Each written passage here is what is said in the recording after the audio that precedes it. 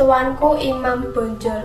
Tuanku Imam Bonjol atau Muhammad Shahab dilahirkan di Bonjol, tepatnya di Pasaman, Sumatera Barat pada tanggal 1 Januari 1772.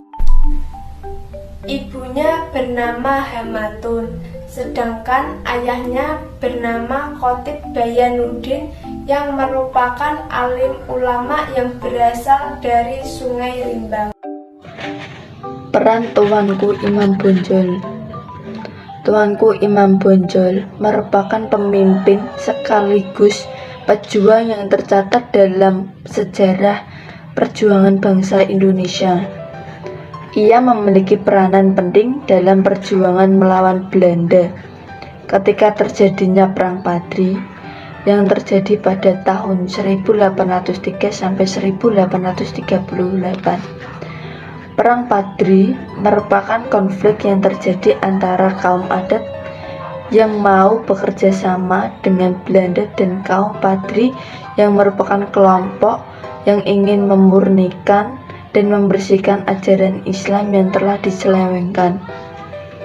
Berikut peran Tuanku Imam Bonjol dalam memperjuangkan kemerdekaan bangsa Indonesia. Tuanku Imam Bonjol pada Perang Padri adalah sebagai ulama yang menentang Belanda dan sebagai pemimpin perlawanan dalam Perang Padri.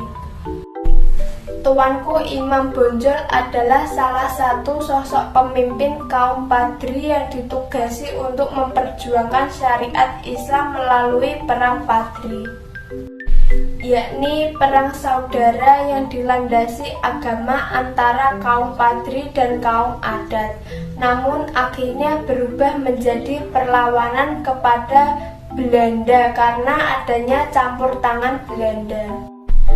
Peranan Tuanku Imam Bonjol dalam Perang Padri adalah menyatukan kaum Padri dan kaum adat, sehingga keduanya dapat melawan Belanda.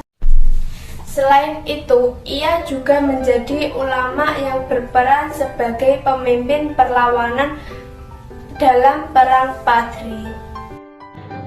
Dalam proses perundingan dengan kaum adat, tidak didapatkan sebuah kesepakatan yang dirasa adil untuk kedua belah pihak.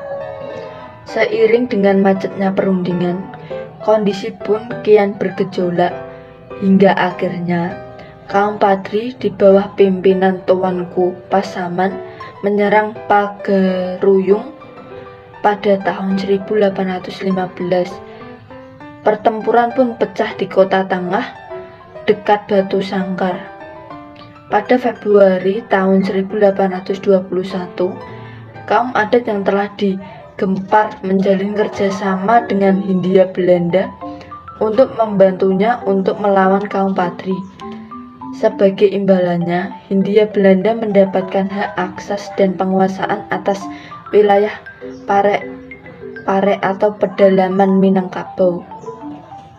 Salah satu tokoh yang menghadiri perjanjian dengan Hindia Belanda kala itu adalah Sultan Tangkal Adam Bagagar, anggota keluarga dinasti Kerajaan Pagaruyung.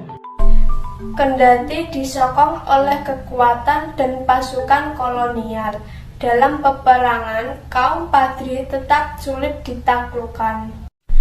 Oleh karena itu, Hindia Belanda melalui Gubernur Jenderal Johannes van den Bosch mengajak pemimpin kaum Padri yang kala itu telah diamankan kepada Imam Bonjol untuk berdamai.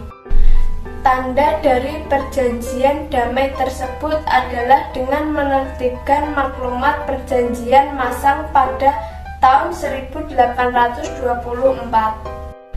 Namun pemerintah Hindia Belanda memang tidak sungguh-sungguh memiliki iktidat baik dan ingin berdamai dengan kaum Padri. Hindia Belanda melanggar kesepakatan damai yang telah mereka buat dengan kaum Padri dengan menyerang Nagari Pandai Sike. Pada tahun 1833, kondisi peperangan pun pun berubah. Kaum adat akhirnya bergabung dan bahu-membahu dengan kaum Padri melawan pasukan kolonial. Bersatunya kaum adat dan Padri ini dimulai dengan adanya kompromi yang dikenal dengan nama Plakat Puncak Pato di Tabek Pato. Dari sana lahirlah sebuah konsensus adat Basandi Syarak, yakni adat berdasarkan agama. Bergabungnya kaum adat dan kaum Padri tentu semakin menyulitkan pasukan Hindia Belanda.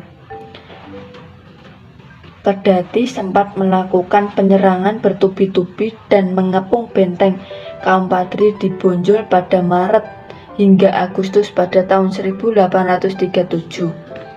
Hal tersebut tak mampu menentukan perlawanan kaum Padri. Hindia Belanda bahkan 3 kali mengganti komandan perangnya untuk menaklukkan benteng kaum Padri tersebut. Sadar bahwa taktik dan strategi perangnya kalah oleh kaum Padri, pemerintah Hindia Belanda pun mengambil jalan pintas pada tahun 1837. Mereka mengundang Imam Bonjol sebagai pemimpin kaum Padri ke Palupu untuk kembali merundingkan perdamaian.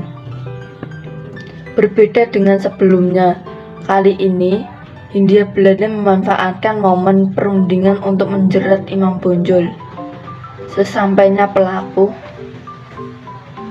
Imam Bonjol ditangkap.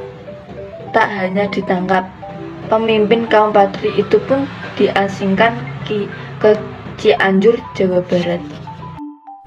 Perjalanan pengasingan Imam Bonjol tak berhenti di sana. Dia sempat dibuang ke Ambon.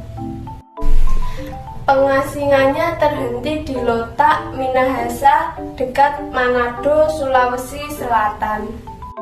Di tempat pengasingannya yang terakhir, Tuanku Imam Bonjol menghembuskan nafas terakhirnya pada tanggal 8 November 1864. Sosok Imam Bonjol memang sangat patut menjadi seorang pemimpin yang dimuliakan. Ia tidak hanya berjuang memurnikan ajaran dan nilai-nilai Islam, tapi ia pun rela mempertaruhkan hidupnya untuk melawan pemerintah kolonial Hindia Belanda.